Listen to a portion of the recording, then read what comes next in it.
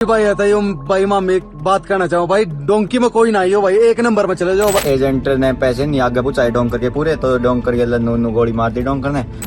ਉਹ ਦੋਸਤੋ पंजाब वाला कदे भुल के अमेरिका ना आयो।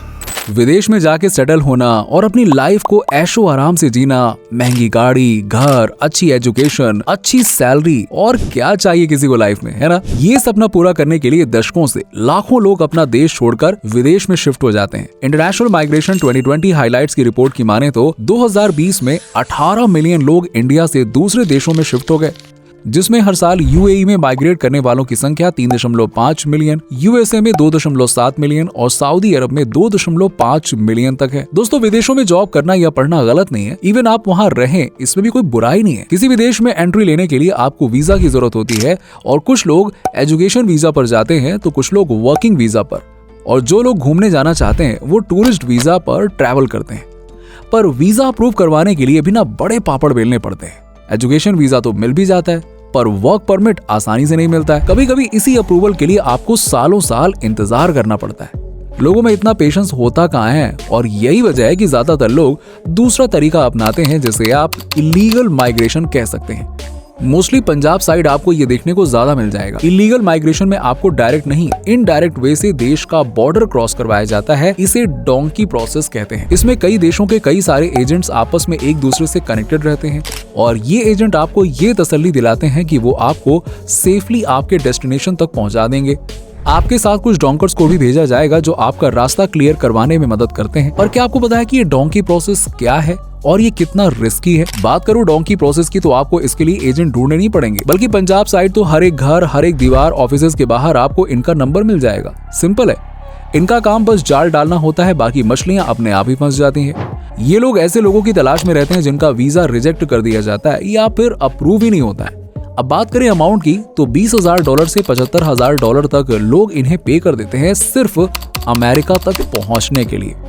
ये जो एजेंट्स होते हैं ये कोई वेरीफाइड एजेंट्स नहीं होते हैं। इन्हें आप एक तरह से ह्यूमन ट्रैफिकर या फिर दलाल भी कह सकते हैं। अब मान लीजिए कि आपको अमेरिका जाना है और आपने इन एजेंट से कांटेक्ट कर लिया।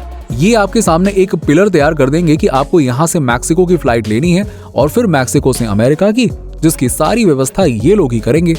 पर सच तो ये है कि आपको अमेरिका जाने के लिए पनामा जंगलों, कई नदियों और अमेरिका से जुड़े कई देशों में इलीगल एंट्री लेते हुए अमेरिका के बॉर्डर पर पहुंचना होता है। अब रिपोर्ट्स की माने तो 2021 से 2022 एक साल के दौरान लगभग 16,500 से भी ज्यादा लोगों को मैक्सिको बॉर्डर पर पकड़ा गया, जो कि 2018 में पकड़े गए 9,000 लोगों से कहीं ज्यादा था।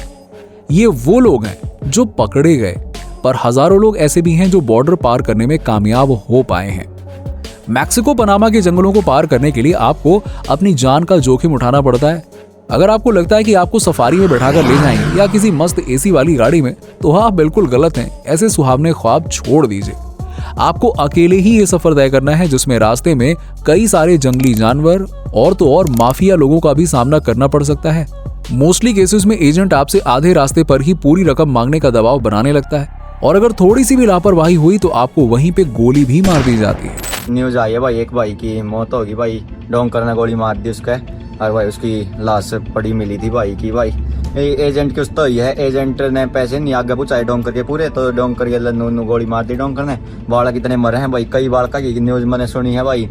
जंगल में 3-3 महीने हो लिया भाई, आगा सुराग नहीं लाए। यही नहीं, रास्ते में मिलने वाले डकैत आपको लूटने के बाद जिंदा नहीं छोड़ेंगे। लड़कियों के साथ रेप की घटनाएं सामने आती हैं। There you go, Democrats.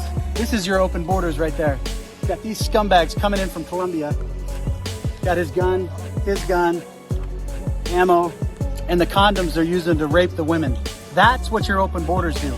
और फिर कई लोगों को मार दिया जाता है। इन रास्तों से गुजरते वक्त आपको कई सारी लाशें मिलेंगी, जो इन सभी बातों का सबूत है कि यहाँ पहले यही हो चुका है जो आपके साथ होने वाला है या हो सकता है। गलती से किसी की तबीयत खराब हो गई तो उसके लिए कोई नहीं रुकता है। एजेंट की तरफ से ऑर्डर मिलने पर कोई डोंकर ही उनको गोली मार देता है ताकि वो इंसान तड़प तड़प कर न मरे, और फिर उनको आगे लेके जाएगा कौन? अभी हाल ही में डोंकी प्रोसेस के थ्रू इटली जा रहे कुरुक्षेत्र के एक यूथ परमिंदर सिंह, जिनकी उम्र मात्र 23 साल थी, उनको गोली मार दी गई और परमिंदर की पहचान उनकी माता के DNA डीएनए टेस्ट से हुई। यही नहीं, 46 लोगों की डेड बॉडी सैन एंटोनियो के बाहरी इलाके में एक ट्रैक्टर पर लदी हुई पाई गई। ये वो इंडियंस थे जो मैक्सिको पार करके अमेरिका जाने की कोशिश कर रहे थे। वहीं बात करें आज से 20 साल पहले क्रिसमस इवनिंग की, तो मेडिटेरेनियन सी में 300 से भी ज्यादा लोगों की लाशें तैरती हुई मिली थी, जो इलीगल तरीके से यूरोप में घुसने की कोशिश कर रहे थे।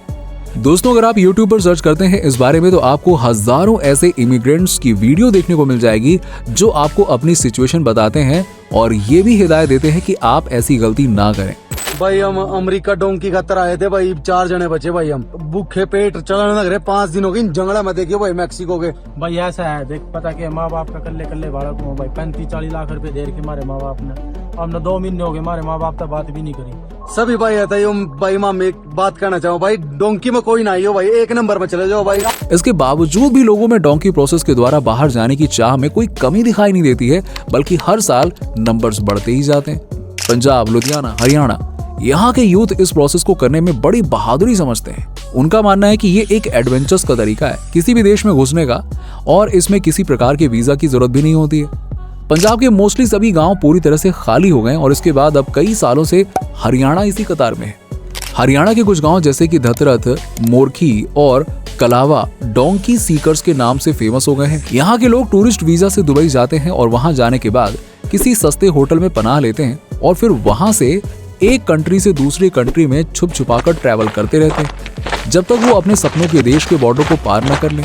जी हाँ, करनाल डिस्ट्रिक्ट का शेखपुर विलेज तो पूरी तरह से खाली हो गया है। यहाँ या तो आपको बुजुर्ग लोग दिखाई देंगे या फिर औरतें और बच्चे। गांव में ना ही यूथ है और ना ही मिडिल एज का कोई आदमी। सभी अपने सपनों को पूरा करने के लिए विदेश में शिफ्ट हो गए हैं और पंजाब और आसपास के राज्यों में तो लोगों का सपना बन गया है अपने गांव शहर को छोड़कर विदेशों में रहना। ना कोई खेती करना चाहता है और ना ही अपने देश में छोटा मोटा काम। जिस काम के लिए यहाँ पे 25,000 रुपए मिलेंगे, उसी काम के विदेश में 2 से 3 लाख रुपए। फिर दिक्कत ही क्या है, यहाँ क्यों रहे? द इकोनॉमिक्स टाइम्स की एक रिपोर्ट के अनुसार इंडिया 5th ऐसा देश बन गया है जो अमेरिका में साउथ और सेंट्रल अमेरिका के रास्ते से इलीगल तरीके से एंट्री करता है। अभी हाल ही में डोंकी रूट से होकर कैलिफोर्निया पहुंचने वाले निश्चय बताते हैं कि उनको इस प्रोसेस में अमेरिका बॉर्डर पर पहुंचने में 5 मंथ्स लगे। उन्होंने बताया कि कैलिफोर्निया तक पहुंचने के लिए उन्हें 9 कंट्रीज से होकर गुजरना पड़ा, वो भी जंगलों और बड़ी बड़ी नदियों को पार करते हुए। रास्तों के साथ साथ वेदर भी बहुत ज्यादा खराब था। कभी कभी इस सफर को पूरा करने में सालों लग जाते हैं। निश्चय ने बताया कि कई बार रास्ते में लोगों को मारा पीटा भी जाता है और खाने पीने के लिए भी कुछ नहीं दिया जाता है और कई लोग ऐसे ही दम तोड़ देते हैं। इस प्रोसेस में कभी कभी कुछ लोग अपने बच्चों को भी साथ ले जाते हैं, क्योंकि एजेंट उनको ये बताता है कि बच्चों के साथ होने से एंट्री में कोई दिक्कत नहीं आती है, पर ऐसा कुछ भी नहीं है। और अगर ऐसा है भी तो ये गलत है, क्योंकि बच्चों की लाइफ को आप रिस्क में डालते हैं। हाल ही में अमेरिकी बॉर्डर से कुछ मीटर की दूरी पर एक महिला अपने बच्चे के साथ डेड पाई गई। अब आप खुद ही सोचिए ना कि आप जिन जंगलों से होकर गुजरते हैं वहां तरह तरह के जानवर हैं, कीड़े मकोड़े होते हैं, जिनके काटने पर अगर आपको कोई भी इन्फेक्शन हुआ तो उसकी एक ही दवा है और वो है मौत। बच्चों की लाइफ के साथ खिलवाड़ गलत है। दोस्तों, अगर मैं बात करूं अमेरिकी बॉर्डर तक पहुंचाने वाले रूट्स की, तो आपको ब्लाइंड फोल्ड करके ये क्लाइंट्स एक अननोन फ्लाइट में बैठाकर आपको इक्वाडोर के बॉर्डर पर उतार देते हैं। उसके बाद आपको अपना सफर बाकी लोगों के साथ में तय करना होता है। आप किसी भी एजेंट या डोंकर से कोई सवाल जवाब नहीं कर सकते, क्योंकि आप ऐसी सिचुएशन में होते हैं कि ज्यादा बोलने पर भी आपको गोली मार दी जाएगी। इक्वाडोर से कोलंबिया आपको बाय कार, बाय बोट या फिर पैदल और तैर कर ही जाना पड़ता है। कोलंबिया से कोस्टा रिका तक का सफर आपका पैदल ही रहेगा। पनामा जंगलों से होते हुए आपको इस रास्ते को पार करना है। फिर आगे जाकर कोस्टा रिका में आपको एक नदी मिलती है, जहां हो सकता है कि आपको बोट्स मिल जाए। कोस्टा रिका से निकारागुआ तक का सफर आपका बाय कार और बोट से ही पूरा होगा। फिर निकारागुआ से होंडुरास और गुआटेमाला आदि कंट्रीज को पार करते हुए आप मैक्सिको के बॉर्डर तक पहुंच जाओगे। और दोस्तों, अलग अलग कंट्रीज में आपको अलग अलग एजेंट्स मिलेंगे, जो हर एक डेस्टिनेशन के लास्ट में आपको किसी सुनसान जगह या बंद कमरों में ले जाकर छोड़ देंगे, जहां से बाहर जाना और आवाज करना बिल्कुल मना होगा। इन सभी बॉर्डर्स को तो आप आसानी से पार कर लेंगे, पर मैक्सिको का बॉर्डर इलीगल तरीके से पार करना काफी रिस्की काम है। इसमें आपकी जान जा सकती है। 24/7 पेट्रोलिंग होती है और जरा सी भी हलचल होने पर गोली चला दी जाती है। मतलब एक भी मौका नहीं मिलता है। मैक्सिको में आपको बड़ी सावधानी से एंट्री लेनी होती है, जिसके बाद डायरेक्ट यूएसए के बॉर्डर तक पहुंच सकते हैं। बॉर्डर पार करने के पास तैनात फोर्सेस आपसे इलीगल इमिग्रेशन का रीजन पूछेंगी, फिर आपका पासपोर्ट जमा करवा लिया जाएगा।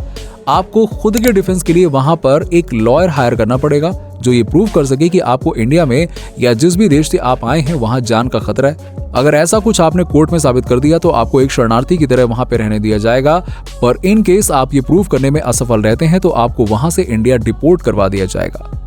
दोस्तों, इलीगल तरीके से एंट्री लेने पर आपको पूरी प्रोसेस कंप्लीट करने में 150 दिन का समय लग जाता है, जिस बीच आप कहीं भी निकल नहीं सकते हैं और ना ही कोई काम कर सकते हैं।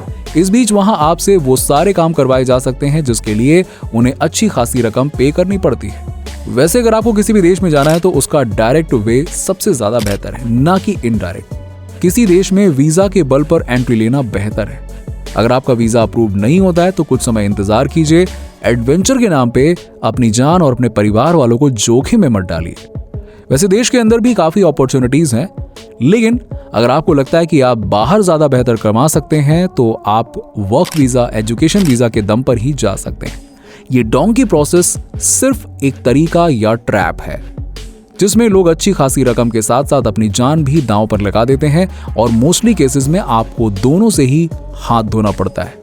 दोस्तों, इंडिया ही नहीं बल्कि कई सारे देश दूसरे देशों की सीमा में जाने के लिए इस प्रोसेस का चुनाव करते हैं।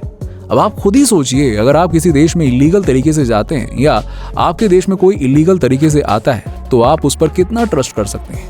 कोई आतंकवादी भी हो सकता है, कोई माफिया और कोई ह्यूमन ट्रैफिकिंग करने वाला भी इसमें से एक हो सकता है जो किसी भी देश की जनता के लिए एक खतरा है। तो बेहतर है लीगल और सही तरीके का इस्तेमाल करें और अपने साथ साथ दूसरों को भी सुरक्षित रखें।